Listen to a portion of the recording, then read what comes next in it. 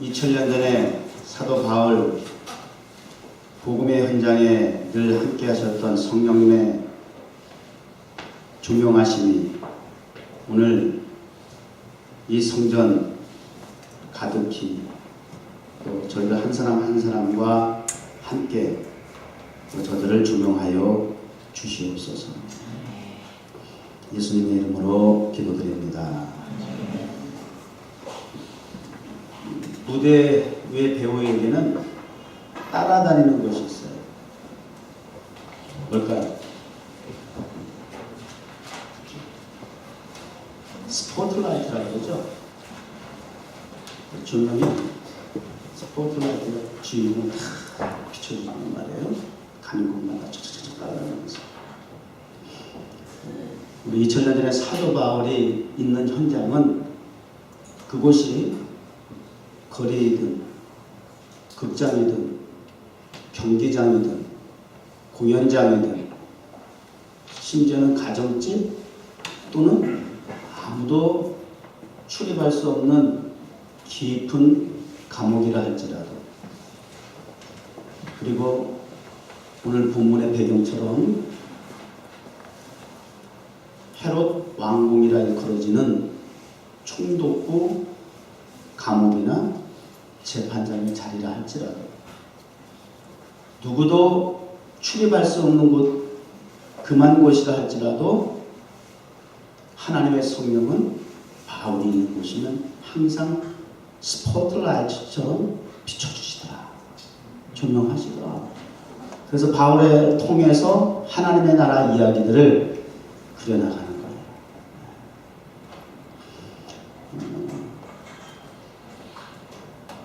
이제 초록 총독 관저라고 하는 헤롯궁 안에서 벌어지는 재판장의 현장. 지난주일까지 변호인 더둘로의 고소내 고발 내용을 들었고, 또 주중에 바울의 변명이라고 하지만, 변론이라고 하지만 그 상황조차도 자기 목숨을 구걸하려고 하는 치사한 논리를 가지고 접근하는 것이 아니고 예수 그리스도 부활 복음을 전하는 기회로 삼더라는 거죠. 그러니 어찌 하나님께서 성령님을 통해서 바울이 가는 곳곳마다 조명하지 않겠어요? 어찌 관심을 가지지 않을 수가 있겠어요? 어찌 외면하겠습니까? 하나님과 동행하고 싶습니까? 성령의 조명하심을 받고 싶습니까? 하나님의 나라에 관심을 받고 주목을 받고 싶습니까? 복음 전파자가 되시기 바랍니다. 그게 쩌며 세상의 인기, 박수, 이거 얼마 올까요? 그런 사람들이 어제도 우리 한국 영화계의 별인 적치다 그런 뉴스가 있었더라고. 신성이라는 원로 배우가 투병 끝에 암 투병 끝에 죽었고, 이런저런 일들이 뭐 오래 가지 못해요. 세상에 그 반짝하는 그 스타는 말 그대로 반짝하다 끝나는 거예요. 자, 오늘 말씀의 제목은 change라고 적혀있어요. 지금 세계 최고의 부자는 누구예요? 바뀝니까? 아니면 계속 빌 게이츠입니까? 거의 10년 이상 넘게 거의 세계 최고의 부자는 빌 게이츠라고 하는 건 거의 여론에서 그렇게 이야기를 합니다만은, 한 기자와의 인터뷰 내용을 먼저 잠시 소개하고 말씀을 전하도록 하겠습니다. 이렇게 기자가 물었어요. 당신은 어떻게 뛰어난 두뇌로 세계적인 부자가 될 수 있었습니까? 어떻게 하면 부자가 될 수 있을까? 동서고금을 막론하고 피부와 언어와 종교와 문화를 초월해서 누구나 꿈꾸는, 목적하는, 지향하는 삶의 가치라고 판단하고 목표하는 소원이 있잖아요. 소망이 있잖아요. 그게 대부분 부자가 되는 거예요. 어떻게 하면 부자가 될 수 있을까? 굉장히 모든 사람에게 관심이 될 수 있는, 그러니까 얼마나 부자가 되고 싶으면 그 투자하는 사람 워렌 버핏하고 점심 한 시간 먹는데 몇백만 불도 아깝지 않게 투자하느냐 그 말이에요. 있는 사람이 더 무서워. 그 돈 갖고 뭐 우리는 너무 없는 사람이다 보니까 점심을 먹는데 그 돈을 투자하냐? 그 돈 갖고 그냥 평생을 잘 살고 이렇게 생각하잖아요. 근데 있는 사람이 더 무서운 거야. 그거 갖고 만족할 수가 없어. 밥 한 끼 몇백만 불을 줘도 나는 더 몇천만 불을 벌겠다는 거죠. 끝없는 인간의 욕망이잖아요. 그러니까 어떻게 하면 세계 최고의 부자가 될 수 있습니까? 라고 하는 질문은 누구에게나 관심을 가질 수밖에 없어요. 그러면 어떤 대답을 할까? 굉장히 궁금해지죠. 워렌 버핏하고 식탁에 앉아서 얘기하는 게 다 그런 얘기 들으려고 하는 거 아닙니까? 그러면 부자가 됐던 비결이 무엇일까? 한번 들어보실래요? 바울이 뭐라 그런 것보다 더 중요하겠죠? 더 키가 좁고 쓰죠? 이렇게 대답을 했대요. 저는 당신이 생각하는 것처럼 똑똑하지 않습니다. 그리고 특별한 재능이 많은 것도 아닙니다. 꼭 있는 것들이 이렇게 없는 척해. 재수없다 그러죠? 저는 변하고자 하는 마음을 생각으로 옮기고 그리고 그 생각을 행동으로 옮기는데 노력했을 뿐입니다. 이게 답이에요. 재능이 많거나 똑똑하거나 뭐 이런 거 아니라는 겁니다. 다른 사람과 특별히 다를 게 별로 없다는 겁니다. 평범한 사람이라는 겁니다. 다만 자기가 느끼고 생각하건대 자기는 늘 변화에 대한 갈증이 있었다는 겁니다. 그리고 그것을 갈증으로만 느끼지 않고 그 변화를 주도적으로 어떻게 하든지 행동에 옮기려고 노력을 했습니다. 아마 그것이 오늘의 결과를 만들어내지 않았나 이렇게 생각을 합니다라고 이야기하더라는 겁니다. 답이 됐습니까?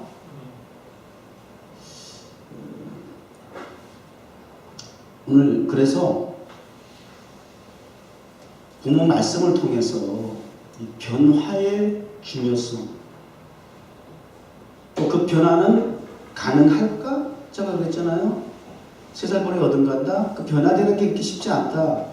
영어 번역으로는 죽을 때까지 안 된다는 게 그게 일반적인 이론이란 말이에요. 그런데도 불구하고 변화에 몸부림을 쳐야 할 이유가 이렇게 세상적으로도 인간적으로도 빌 게이츠와 같은 사람을 만들어냈다라고 한다면 우리가 그리스도인으로서 하나님의 나라의 백성으로서의 변화를 통해서 이룰 수 있는 일이라고 하는 것은 상상을 초월하겠죠. 인위적인 방법으로도 세계의 최고의 부자가 될 수 있다고 한다면 하나님과 함께하는 그리스도인으로서의 복음을 통해서 변화되어지는 역사는 가히 상상을 초월하는 일도 가능하다는 얘기 아닐까요? 그 주인공이 바울이야. 그 주인공이. 수천 년이 지나도 빌 게이츠를 얘기할까요? 별로. 그런데 동서고금 만문하고 복음을 들어간 곳은 지금도 우리 지금 바울 얘기 얼마나 했어? 정문교회에서만 해도 바울 말씀을 강단에서 얼마나 전했는지. 영향력이 다르죠? 가치가 다르다. 이게 복음의 능력이에요. 오늘 이런 인물이 좀 되자고 하는 게 오늘 말씀의 의미거든요. 자, 그러면 우리가 한번 말씀을 본문을 들어가서 살펴보도록 하겠습니다. 벨릭스가 이 도에 관한 것을 여기서 말하는 이 도에 관한 것은 무엇일까요? 치사하게 바울이 변론한 것을 듣고는 분명히 무죄인 것을 알아. 재판장은 심증을 가지고 더둘러와 같이 그럴 것이다, 그랬을 것이다, 그리고 그 총독의 비유에 맞추고 총독이 가지고 있는 그 자리와 총독이 갖고 있는 욕망에 불을 지펴서 심정적으로 뭔가 이끌어내려고 하는 심정만 가지고 그는 이야기를 했지만 법정은 정확하게 증거를 제시하지 않으면 의미가 없어요. 유죄 원칙이 안 되는 거예요. 그래서 무죄라고 하는 것이 입증이 되었음에도 불구하고 이 총독 벨릭스는 뭐 천부장 올 때까지 재판을 연기하겠다 이런 식이하고 다시 이제 구금을 했거든요, 바울을. 그러고 나서 이제 계속해서 이 말씀이 나오는 거예요. 이 도에 관한 것을 어디서 어떻게 접했는지 모르지만 잘 알고 있었다는 거예요, 이 벨릭스가. 그러고 나서 이제 이 도에 관한 것을 조금 더 알고자 하는 마음으로 이제 바울을 구금한 상태에서 개인적인 면담을 이렇게 시도하는 내용이 오늘 본문에 나오게 되는데요. 여기 이 도에 관한 것을 더 자세히 아는 거로, 이 도에 관한 것은 무엇일까요? 24절에 나오겠습니다만은 그리스도 예수 믿는 도를 거르게 하는 거예요. 근데 이걸 지금 벨릭스가 지금 알고 있다는 거예요, 지금. 그래서 관심이 좀 있어요. 예수가의 생애를 통해서 예수가 어떻게 죽고 처형당해 죽었고 예수가 어떻게 사흘 만에 부활했고 뭐 이런 얘기들을 입이 좀 왜 모르겠어요, 사실은요. 그 정도의 이치가 되면 뭐 세상 흘러가는 거 다 정보를 다 접수하고 있죠. 당연히 알고 있죠. 아니 예수가 처형당하고 죽었다 사흘 만에 부활했다라고 하는 이런 뉴스가 어떻게 모를 수가 있겠어요. 근데 이 그냥 스쳐 지나가는 그런 정보로만 알고 있는 게 아니라 그나마 좀 관심이 있었던 것 같아요. 그래서 바울을 이제 다시 백부장을 통해서 지키게 하되 자유를 좀 줬어요. 그러니까 구금은 꼼짝 못하게 하는 것, 연금이라 그러나 같은 연금 뭐 이렇게 쓰지 않습니까? 외부인의 출입을 어느 정도 허락을 하는 거예요. 그러니까 약간의 자유를 주는 것도 뭐 나름 호의라고 하겠지만 사실은 무죄면 방면을 해줘야죠. 그런데 계속 총독부 안에 있는 감옥에 지금 연금을 하고 있는 거예요. 그러나 우리가 결론적으로 볼 때 이것도 다 하나님의 인도하심으로 섬기고 그를 보호하기 위한 안전장치라고 하는 걸 우리가 이미 알고 있습니다. 24절부터 수일 후에 이렇게 가둬놓고 벨릭스가 그 안에 유다 여자 두루실라와 함께 와서 아내가 여럿이 있었어요. 근데 유대 여자 두루실라와 또 정략적 결혼을 했어요. 이 두루실라라고 하는 여자는 할아버지가 헤롯 왕이에요. 헤롯 왕이 누구예요? 예수님 탄생하는 과정 속에서 남아 두 살미만 다 죽여라. 아주 자남무도한 사람이에요. 그게 할아버지야. 그리고 아버지가 누구냐? 사도행전에서도 지난번에 말씀을 통해서 이미 배웠습니다만은 첫 번째 사도 중에 순교자 누구예요? 야고보. 칼로 처형했어요. 그때 지시한 게 그 아버지 헤롯이야. 그 딸이란 말이에요. 그러니까 조상이 대단하죠? 아주 무시한 집안에 아주 폭력과 잔혹한 그런 집안에 우리 한국적 과거의 6.25 전쟁 이후의 역사를 놓고 본다면 김일성, 김정일 막 이렇게 우리가 적용해서 그 잔혹무도하고 수많은 많은 사람을 죽였던 그런 독재자 이렇게 우리가 생각하고 우리 김정은이를 바라볼 수도 있겠지만 세상이 많이 달라졌어요. 이게 세상의 관점이야. 세상의 관점이야. 자, 어쨌든 이 얘기를 하려고 하는 거 아니고 또 이런 부분에 들어가면 또 예민해져요. 그러니까 그걸 얘기하려고 하는 거 아니고 그렇게 잔혹무도한 독재자 집안에 손녀였고 딸이었다라고 하는 거예요. 이 총독 벨릭스가 유대에 총독이 되면서 또 정략적인 결혼을 통해서 두루실라라고 하는 아내를 취하게 되었다. 그 안에 유대 여자 두루실라와 함께 와서 바울을 불러 그리스도 예수의 믿는 도를 듣거늘. 그러니까 이미 들어서 알고 있었던 그 내용을 좀 더 정확하게 바울을 통해서 듣기 원하는 마음을 가졌던 거죠. 이 벨릭스의 마음을 엿볼 수 있는 몇 가지 이제 내용들이 여기 오늘 나오게 됩니다. 첫 번째 어떤 마음을 가지고 있느냐? 예수 그리스도의 믿는 도를 듣고자 하는 마음이 있었다. 이 마음 할렐루야죠. 복음을 듣기 원하는 마음을 가지고 있었다. 축복이죠. 감사한 일이죠. 오늘 우리가 예배당에 나와서 예배들을 드리는 이유가 우리가 경배와 찬양을 하고 기도하고 교제하고 밥 먹고 그리고 돌아간다라고 하면 그냥 사경 모임으로 끝날 수 있어요.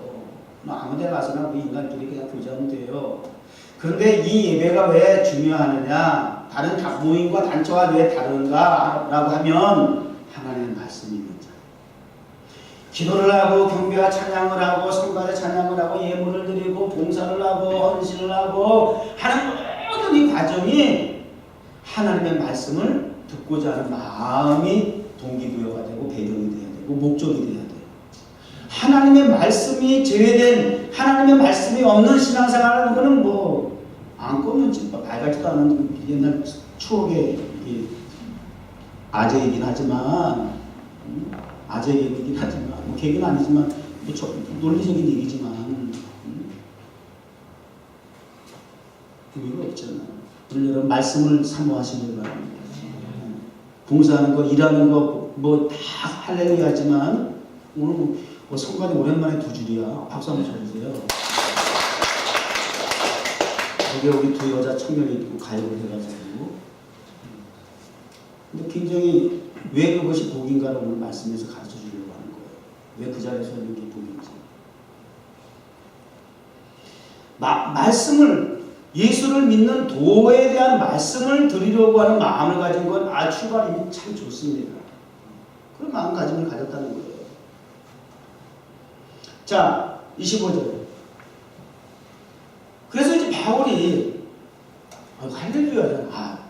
하나님 이렇게 무죄 추정의 원칙에 의해서 내가 자유롭게 석방이 돼야 되는데 이 자식이 왜 나를 이렇게 또 계속 가둬놓는 거지? 이게 속상해 죽겠다고 지금 감옥에 들어가 또 이제 신세당하고 이럴 수밖에 없는 그 최악의 상황이지만 바울을 불러다가 그 총독 부부가 신방을 요청한 거 아니야 사실은. 신방을 달라고. 그리고 그 말씀의 도를 좀 전해달라고.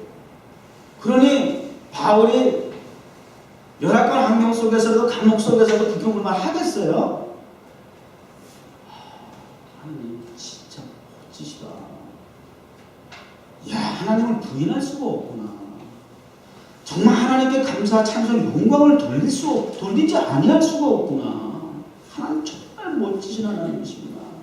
나의 이러한 열악한 상황, 몸이 좀 불편한 게 뭐가 대수인데 그 기회를 통해서 내가 접근할 수 없는, 가까이 할 수 없는 총독 부부를 내가 복음을 전할 수 있는 기회가 주어졌다라고 하는 것은 이거 보통 일이란 말이에요. 하나님이 이런 방법을 통해서 내게 총독에게 복음을 전할 수 있는 기회가 주어지게 하시는구나.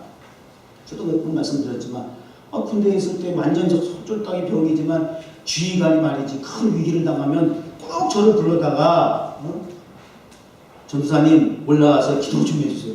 그 지휘관 아무도 못 돌아가는 그 지휘관실에 그냥 1호차 탁 그래도 1호차 탁 타고 촥 올라가가지고 그 지휘관하고 상담하고 기도해줬다니까.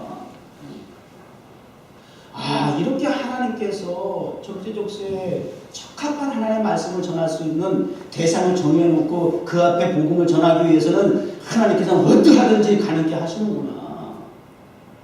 신나지. 복음을 전하도 혼나. 그럴 때 아주 굉장히 기분 좋아요. 죄수가 생각해보세요. 죄수가 자기 재판관인 총독에게 복음을 전한다. 뭐 있잖아요. 보통 우리가 복음을 전하는 것도 영향력이 있으려면 좀 더 내가 좀 더 잘 살고, 내가 좀 더 높은 위치고, 내가 좀 더 뭔가 배울 게 있고, 그죠? 존경할 게 있고, 그럴 때 복음이 전해질 때 그게 영향력이 있다고 생각하잖아요. 높은 데서 밑에 있는 위치에 있는 사람에게 복음을 전할 때 그 영향력을 하세요. 그 여러분들도 성공하라, 대박나라 하는 이야기도 그렇게 좀 영향력을 펼쳐보라는 그런 의미도 있단 말이에요. 그런데 하나님의 취하시는 방법은 우리의 생각과 다를 때도 상당히 많아요. 도리어 오히려 반대되는 개념이 너무나 많아요. 그러니까 우리가 꼭 그런 의도를 가지고 내가 잘 돼야 됩니다라고 하는 건 욕심일 수도 있다라고 하는 것. 순수하게 하나님의 복음을 전한다라고 하면 하나님은 어떠하든지 불가능을 가능케 하신다라고 하는 것만 우리는 믿으면 돼요. 그게 하나님 역사예요. 핑계댈 수가 없어요. 불평할 수가 없어요. 멋지죠. 그럼 다 가서 보세요. 설교를 해요 이제. 설교 내용이 뭡니까? 의, 절제, 장차 오는 심판을 주제로 설교를 해요. 예수 믿는 도는 의입니다. 절제입니다. 심판입니다. righteousness, self-control, judgment. 이 세 가지를 주제로 예수 믿는 도에 대해서. 예수 믿는 도는요, 세 가지 주제가 있습니다. 그 세 가지 주제는 첫 번째, righteousness, 의입니다. 의는 사전에 보면 사람으로서 행해야 할 올바른 태도를 얘기하는 거예요. 일반적인 사전의 개념이에요. 근데 성경에서 말하는 righteous, 의라고 하는 것은 하나님과의 관계를 얘기하는 거예요.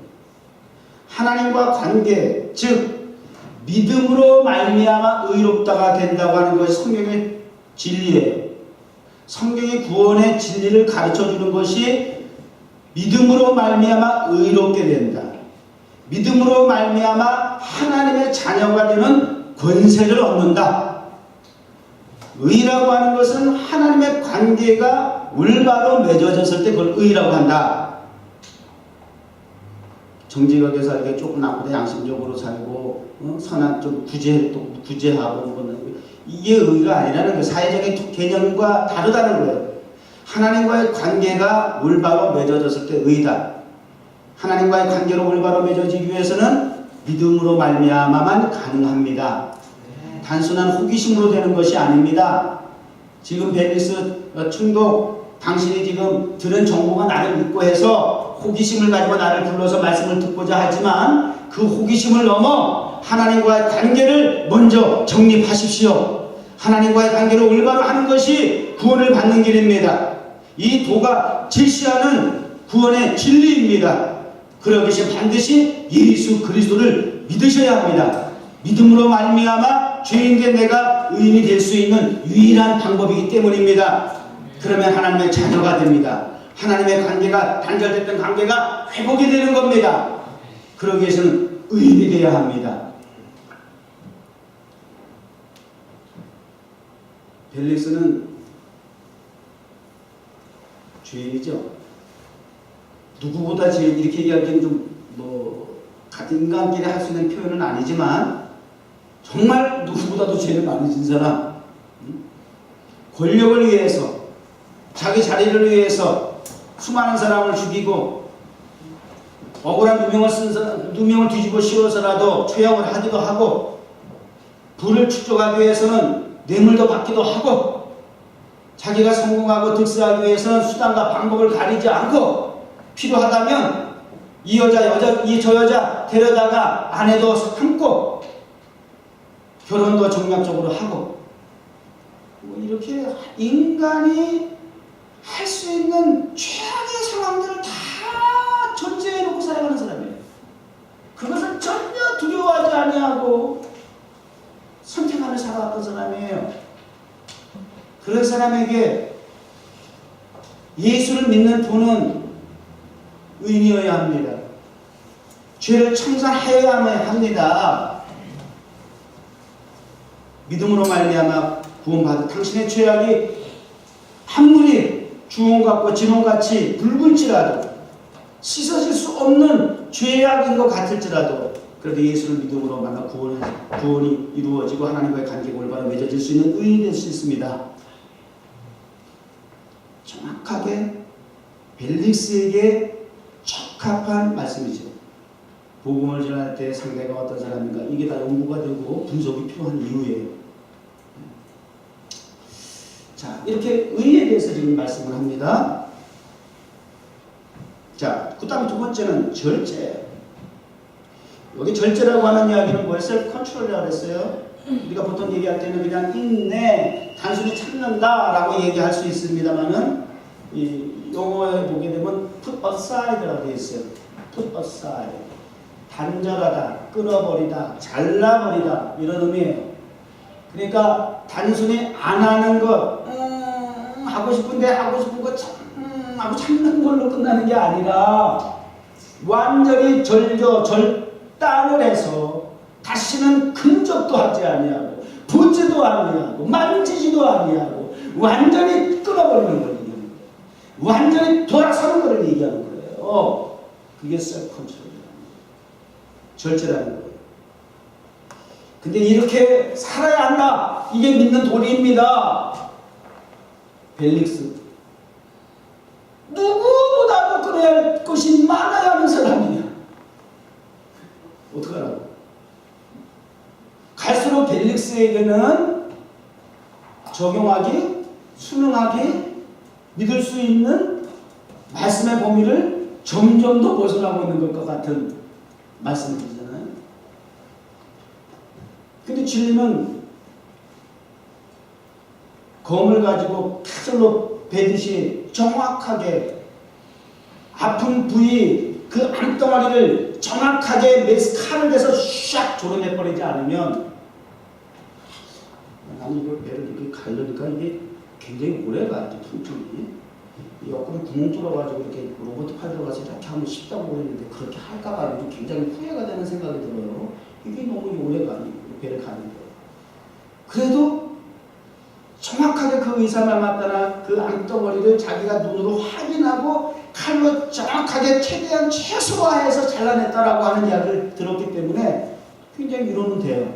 그래, 너 로봇 팔이 들어가는 것보다 의사가 정확하게 메스를 갖다 대서 정확하게 도려낸 것이 더 중요하지 않을까, 더 의미가 있다, 이런 생각이 들더란 말이에요. 말씀의 검이 정확하게 아픈 부위를, 고쳐야 할 부위를, 수술하고 잘라내야 할 부위를 정확하게 도려내지 않으면, 아깝다고 조금 덜 도려내면 전이가 되잖아요. 우리가 넉넉하게 잘라야 된다고 80% 잘라야 된다고 했는데 이거는 이렇게 50%만 잘라줬거든요. 그래서 지금 이게 밥을 예전만큼은 아니더라도 위가 늘어난다는 말은 안 나가. 잘 먹고 위 도려낸 사람 맞아 싶을 정도로 좀 아파서 그렇지. 근데 절제가 이렇게 어려운 거야. 뜨거운 거 먹으면 안 돼. 급하게 먹으면 안 돼. 자꾸 쫄려 먹으면 안 돼. 안 되는 게 어디서 자꾸 땡기고 들어가지고 먹으면 뭐 그냥 뭐 기분이 좋고 막 이러니까 절제가 이렇게 어려운 거야. 그래서 내가 그러잖아요. 죽기 전에 고쳐야 할 점 적으니까 80%가 이거 입에다 있다고. 먹는 거 말하는 거 이게 다 입에 몰려 있다고. 나머지 20%는 뭘까? 성질이고. 하여튼 뭐 이 고쳐야 할 건 다 이게 하여튼 시도해 보려고 했다. 하여튼 뭐 나는 이게 이제 저도 이제 변화에 대한 몸부림이에요. 나이 60이 돼가지고 변화에 대한 몸부림을 죽기 전에 한번 그래도 인생 남은 생에 뭐 이렇게 죽다 살아기 날기도 했는데 계속 이렇게 똑같이 살 이유가 뭘까? 한 가지라도 두 가지라도 가능하면 한번 변화를 몸부림쳐보자. 뭐 이런 마음, 이런 생각이 들어요. 오늘 이 말씀이 더더욱 그런 의미에서 저의 자신에게도 굉장히 유익한 말씀이라는 거예요.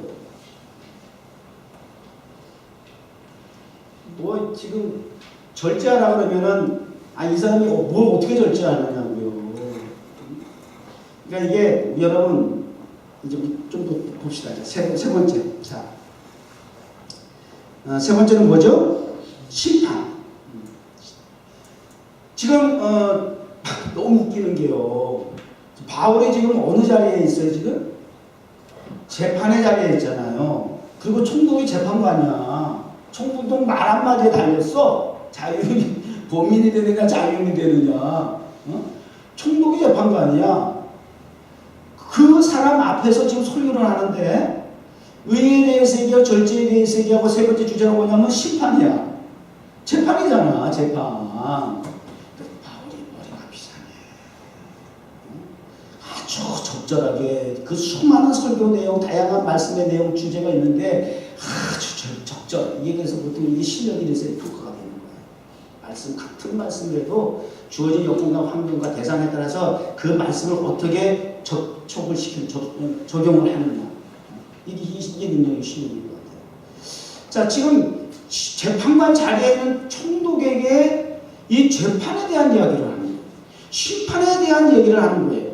그래서 죄인이면 자, 현재 죄인으로서 예수를 믿는 도를 믿어서 의인이 되지 아니하고 여전히 죄인의 자리에 있으면 장차 반드시 심판하시는 하나님께서 죄인의 자리에 있는 자에게는 영벌, 지옥으로 보낼 것이고, 지금 그렇게 지독하게 벨릭스와 같이 도저히 구원받을 수 없는 죄악 덩어리의 삶을 살았다 할지라도 지금 예수를 믿으면, 회개하면, 하나님과 관계를 믿음으로 올바르게 하면, 그래서 의인의 자리에 옮겨지면 영벌에서 영생이 됩니다.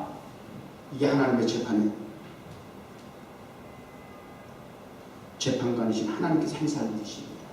우리는 반드시 의인입니까 죄인입니까에 따라서 영생입니까 영벌입니까 라고 하는 하나님 재판관으로서 심판이 반드시 있을 것입니다.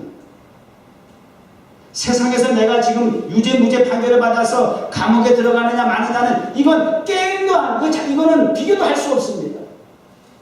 영원한 생명이냐 영원한 형벌이냐 결정하는 시간이 되어야 합니다.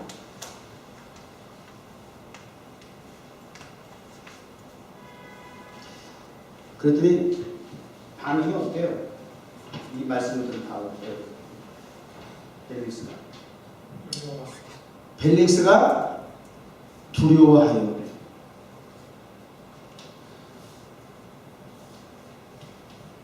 양심이라는 얘기를 우리 지난주에 양심 바울이 변론하면서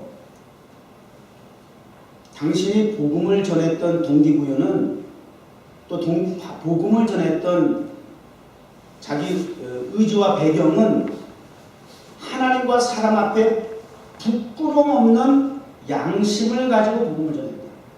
그렇게 저는 이야기를 변론을 했어요. 한국에 요즘 양심에 대한 이슈가 지금 올라왔죠. 병역을 기피했던 사람이 양심이 문제가 돼서 그동안 유죄 판결을 받았는데 갑자기 대법원이 무죄 판결을 했어요. 그래서 한국이 혼돈이 왔어요. 도대체 양심의 기준이 뭐냐 말이야. 그래가지고 그 양심의 자유를 가지고 병역을 기피했던 그 이단이 여호와의 증인인데 지금 여호와의 증인이 지금 난리가 났대. 어떻게 하면 교인이 될 수 있냐.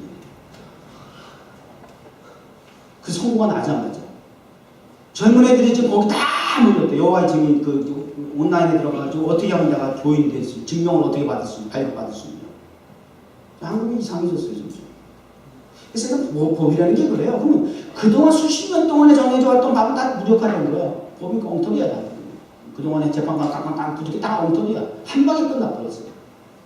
대법관에서 그랬으니까 끝난 거예요. 결정된 거예요. 더 이상 함수할 데도 없어요. 이게 세상의 재판관이에요. 그 최고의 법위 대법관이 지금 뭐 감옥에 들어가느냐 마느냐 뭐 이런 게 시츄에이션이기도 하고. 이게 세상 법이에요. 근데 양심이라는 거 어디에 기준을 두고 있느냐 말이에요. 그래서 우리 그 양심에 대한 것 주중에 많이 이야기했어요. 여기서 또 다시 언급하는 시간이 없고요.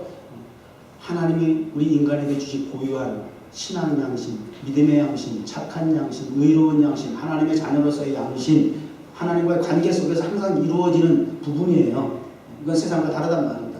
하나님이 없는 상태에서의 내가 의롭다, 정직하다, 선하다, 양심적이다라고 하는 것은 하나님의 관점으로 나누는 거예요. 그게 천국과 의인으로서 판명될 수 있는 조건은 전혀 없다는 거예요. 그건 무가치한 거예요. 그렇게 여겨졌던 사람들 다 나중에 유죄 판결 받고 다 감옥에 가던데 그게 무슨 양심이고 그게 무슨 법이에요. 그래서 그 법에 대한 그 저울, 양쪽 저울 이렇게 하는 그 사진 하나 찍어주세요. 그 양쪽에 저울을 놓고 그 가운데 있는 사람이 눈을 가렸어요, 안 가렸어요? 정확하게 법을 판단하려면 재판관이 눈을 가리고 있어야 된다는 이야기는 무엇일까요? 사람이 보이는 대로, 느끼는 대로, 생각하는 대로 다 사람도 법관도 인간이기 때문에 기울어질 수밖에 없는 판단을 할 수밖에 없다라고 하는 거예요. 뭐 이렇게 한결 온전한 재판이 되겠어요? 이렇게까지 이 세상의 법에 대한 기준은 이렇게 설명을 하고 있습니다만은 어쨌든 자 벨릭스에게 하나님이 주신 다른 동물들과 피조물 가운데서 다른 동물과 다른 우리 인간에게 주신 고유 이 양심이라는 걸 통해서 하나님의 말씀을 듣게 되면 두려워하게 된단 말이에요. 그게 무슨 얘기냐면 죄는 하나님의 말씀을 통해서 의로운 말씀을 통해서 가까이 오게 되면 죄 있는 자로서는 그 의로운 말씀이 두려워질 수밖에 없다는 거예요. 어둠이라고 하는 죄악이 가득한 내 내적인 영적인 상태에 빛이라고 하는 하나님의 복음이 들어오니까 그 어둠이 움츠러들 수밖에 없다는 거예요. 문제가 아니야. 움츠러들 수밖에 없는 거예요. 물러날 수밖에 없는 거예요. 위축될 수밖에 없는 거예요. 그래서 하나님의 복음이 들어가니까 그나마 양심이 있었나 봐. 양심의 반응이 두렵다라고 하는 것이. 그런데 이 양심의 반응이 하나님이 말씀을 들을 때 우리 인간에게 주신 고유의 축복인데 그 양심의 반응을 통해서 하나님의 말씀으로 말미암아 구원받을 수 있는 기회를 제공하는 기능이거든요. 그런데 두려워하는 것으로 끝나고 결과는 어떻게 됐을까 보세요. 가라. 지금은 가고 내가 틈이 있으면 다시 너를 불러서 또 말씀 좀 듣겠다. 이렇게 하고 내보낸 거예요. 자, 여기 이제 말씀의 주제의 키포인트는 내가 틈이 있으면이에요. When I find it convenient. 틈이 있으면, 기회가 있으면, 시간이 되면, 편리한 시간에, 그런 뜻이란 말이에요. 내가 편리한 시간에 기회가 되면 다시 너를 부르겠다. 다시 복음을 통해서 복음을 듣고 내가 회개할 기회를 가져볼까? 구원 얻어볼까? 하나님과 관계를 올바로 해서 의인이 되어볼까? 할 생각이 있다라고 설명은 되어 있지는 않지만 여기서 말하는 이 기회라고 하는 것은 복음의 돈을 듣겠다라고 하는 의미로 우리가 해석을 한다면 그 기회도 함께 얻어볼 수 있지 않겠는가? 라고 우리가 해석이 가능하죠.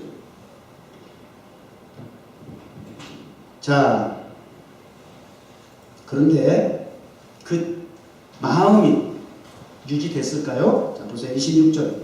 동시에 바울에게서 돈을 받을까 바라는 것. 두 번째 마음.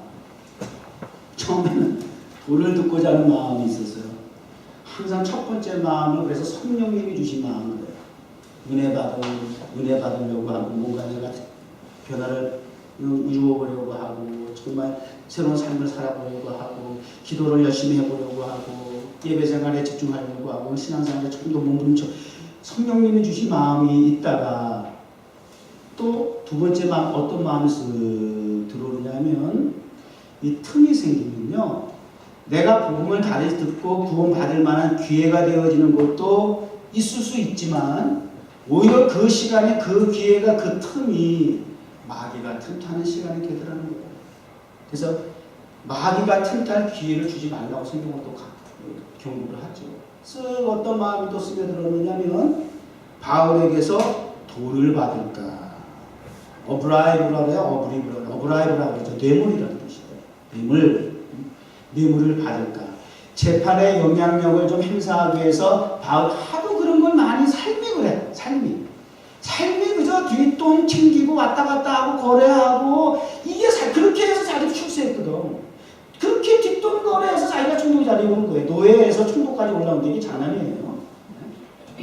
그만큼 할 수단과 방법을 가리지 아니하고 이 엉큼하고 은큼하고 어두운 삶을 살아왔던 사람이 그 버리장물을 고칠 수가 없죠. 그것이 팍 차있는데 복음이 들어와서 잠깐 그 양심을 딱 놓고 해가지고 딱 두려운 마음이 들긴 했는데 그것이 유지가 되어서 구원받을 만한 기회가 되어야 할 텐데도 불구하고 도리어 그 틈을 타서 계속해서 자기가 뇌물을 바라는 마음을 떴어요. 자, 27절. 이태를 전에서 고르기오 데스토가 게릭스의 소임을 대신하는 그렇게 시간이 어떻게 흘렀느냐? 2년이 지났어요. 이게 시간이 기회라는 것이요. 2년 동안 바울을 감옥에 가둬놓고 그 이태가 그렇게 휙 지나가요. 소임을 마치고 그만둘 때라도 또 세 번째 어떤 마음을 가졌느냐? 유대인의 마음을 얻고자 하여 바울을 계속해서 부르는 거예요. 세 번째 마음은 사람의 마음을 얻겠다는 거예요. 민심. 이게 정치인들이거든요.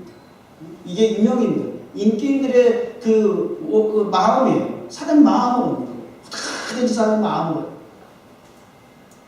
목사가 목회하면서 교인들의 마음을 얻으려고 하면 안 돼요. 그렇게 해서 교회를 부흥시키겠다. 사람 하나라도 불러다가 앉혀놓고 교회를 부흥시키겠다. 사람의 마음을 얻어가지고 저 사람에서 좀 헌금을 좀 많이 해서 교회 목회에 목사가 가지고 있는 비전에 사심에 뭔가 좀 유익한 역할을 시켜볼까?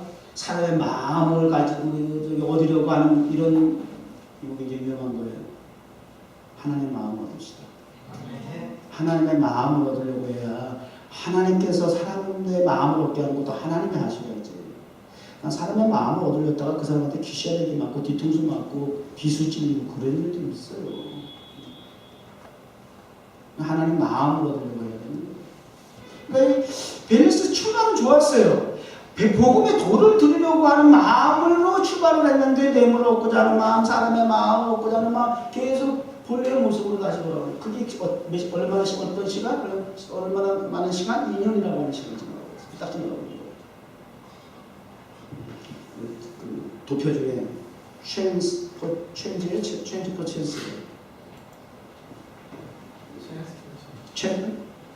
for change? 이게 무슨 뜻이에요?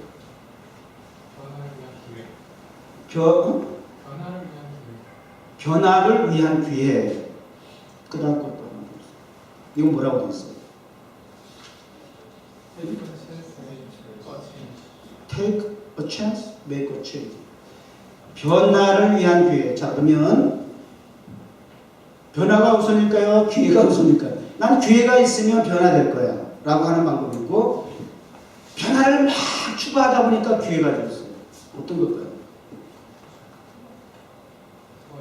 Chance for change는 변화를 위한 기회라고 되어 있네요. 그래서 take a chance, 기회를 잡아라. 왜요? 변화를 만들기 위해서. 변화를 만들기 위해서는 기회를 잡아야 한다. 같은 의미라고 할 수가 있을 거예요. 여러분은 어디가 우선입니까? 변화를 몸부림을 치고 있습니까? 그러면 기회가 언젠가 온다고 생각합니까? 아니면 기회가 오면 내가 변화하리라고 생각합니까? 자, 그러면 저에게 적용해 볼까요? 이제 5분 내에 끝내드릴게요. 자, 눈 뜨세요.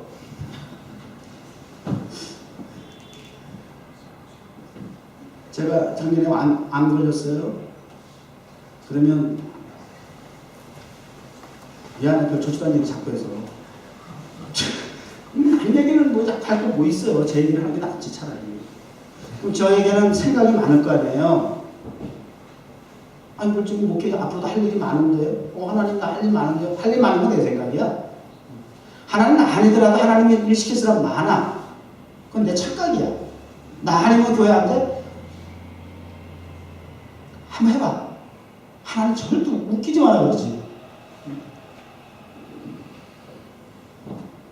하나님 어떤 사인일까? 이걸 우리는 충족요법이라고 해요. 충족요법. 생각지 않은 이런 상황을 통해서 하나님이 원하시는 건 뭘까? 라고 하는 생각이 든단 말이에요. 그러면 어떤 상황을 변화를 이야기하기 전에 돌아보게 되는 것은 내 자신이죠. 내가 어떻게 변화되기로 하나님은 원하실까? 기회가 주어진 거예요, 오히려. 그 사건이, 그 충격이 나로 하여금 생각과 관점을 돌아보게 하고, 그래서 하나님이 원하시는 방향으로 내가 어떻게 변화가 돼야 될 거라고 하는 것을 한번 생각해보는 시간이 되어지는 거예요. 변화를 위한 찬스가 됐다. 찬스 포 체인지가 됐다. 가능하죠? 이렇게 적용해도? 근데 몇 달 못 갔다고 제가 얘기를 했어. 죄송해요. 근데 오늘 그때 충격보다도 1년이 지난 오늘 이 시점에 오히려 그때 그 암이라고 하는 선고를 받았을 때 충격보다도 왠지 오늘 이 시점에 그 변화에 대한 갈증과 갈망이 더 강렬해지고 있어요. 충격은 아닌데 오히려 그러한 기회를 더 얻게 되는 마음에 하나님 성령님이 주시는 그 은혜가 있어요.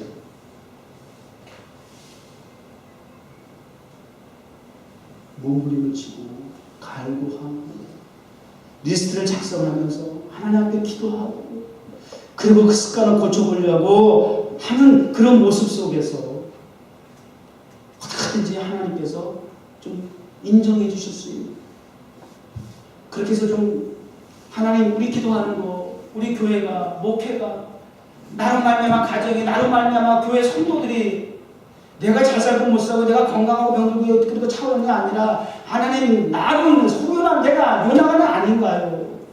나로 인하여서 나 때문이라고 하는 존재가 이제는 나로 말미암아 가정이, 교회가, 주변이 복을 받아야 되겠습니다. 그런 부분에 굉장히 제가 와닿는 거예요. 함께 기도해 주시기 바랍니다. 네. 그 찰스는 체인지와 함께 온다라고 하는 거 다양한 다각도로 우리가 생각할 수가 있어요. 근데 이 벨릭스가 지금 구원받을 수 있는 그런 기회가 됐잖아요.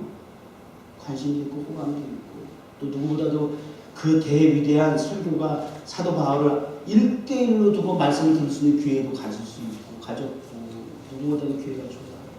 근데 결국은 절제, 심판 앞에서 받아들일 수 없어요. 왜 받아들일 수 없을까요? 그것을 받아들이는 순간 내가 쥐고 있는 걸 다 포기해야 해요. 이게 어려운 거야. 내가 가지고 있는 걸 다 포기해야 돼요. 쥐고 있는 손을 펴야 돼요.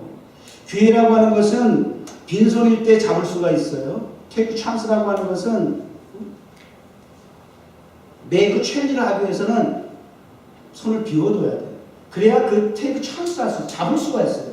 손에 무언가를 쥐고 있는 이상 테이크할 수가 없어요. 내가 세상의 욕망과 욕심으로 이미 가진 것으로도 가득 차가지고 놓지 않으려고 발버둥을 치고 있는 이상 기회가 주어져도 그걸 잡을 수가 없는 거예요. 지금 벨릭스는 그는 자기가 가지고 있는 너무 많아. 아직도 배가 고프다. 그렇게 되면 놀 수가 없어요. 기회를 줄 수가 있어요. 그러니까 예수 믿으라고 그러면 사람들이 나 아직 술 못 끊어, 담배 못 끊어요. 뭐. 나 예수 믿으면 나 아직도 할 게 많은데 예수 믿으면 하지 못할 게 너무 많아서 아직 아니래. 죽을 때가 그래 예수 믿게 되는 거예요. 뭐 지 마음대로 됩니까? 그게 어디서 본 소리죠? 운전하다 보면 그런 얘기 많이 하잖아. 그게 맞는 얘기예요. 포기해야 될 게 너무 많아요. 하고 싶은 게 너무 많은데 그걸 못한다는 거야. 먹고 싶은 게 너무 많은데 그걸 절제해야 된다는 거야. 그 예수 믿으면 집사님 되라고 하면 또 집사님이 안 받느냐 하면 나 아직 술 먹어서 안 된대. 그렇다고 목사가 술 먹고 괜찮다고 그럴 수도 있잖아. 그냥 알아서 술 먹는다고 지옥 간다는 얘기도 안 하지만 본인이 술을 그렇게 얘기해. 집사 정도 되면 또 술을 먹지 말아야지라고 하는 건 지가 안 가르쳐도 알고 있어. 그러니까 뭐 집사 정도 되면 그래도 절제해야 된다라고 하는 건 남보다 이렇게 살아. 이건 알고 있다는 최소한의 양심이지. 가르쳐주지 않아도. 근데 그걸 포기해야 된다는 거예요. 그러니까 사명을 감당할 수가 없는 거예요. 직분을 감당할 수가 없는 거예요. 받을 수가 없는 거예요. 앞에 상관에 서는 거 아까 그런 의미에서 드리는 말씀이에요. 그 자리에 서는 것이 그냥 형식적으로 왔다 갔다가 뭐 그냥 내가 허락되는 한에서 이렇게 여러분 직장생활 그렇게 하지 않잖아 사실.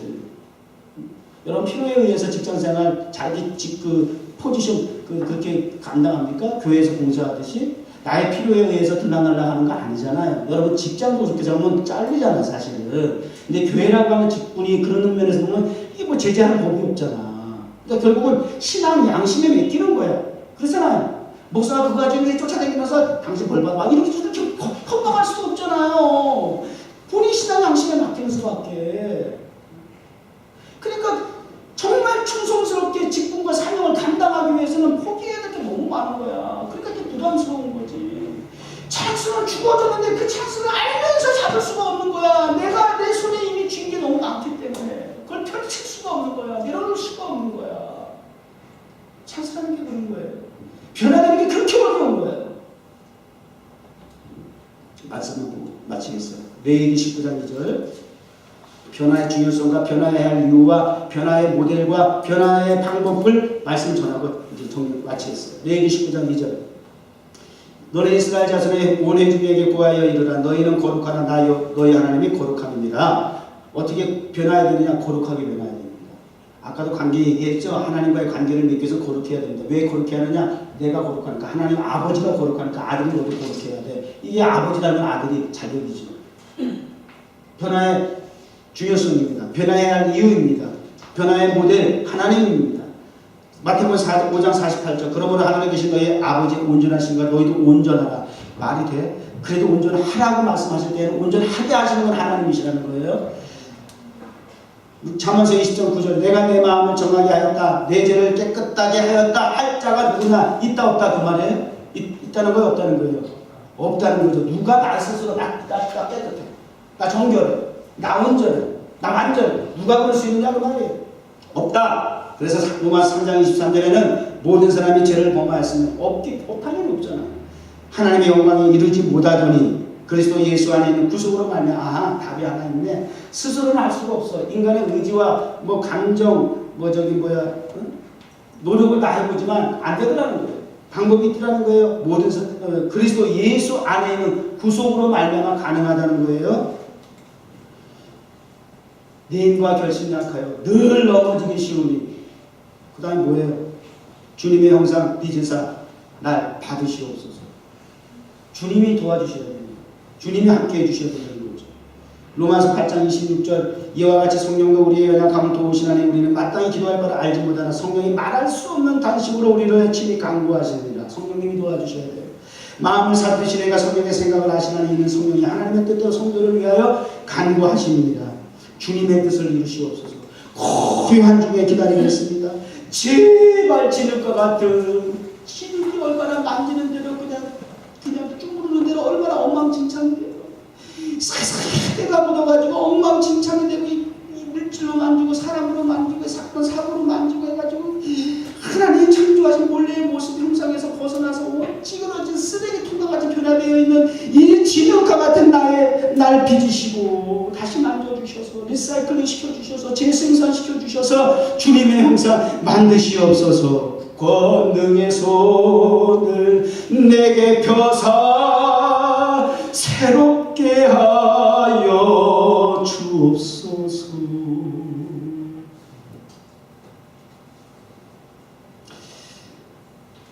자, 말씀 여기까지 하겠습니다. 기도하겠습니다. 하나님 아버지,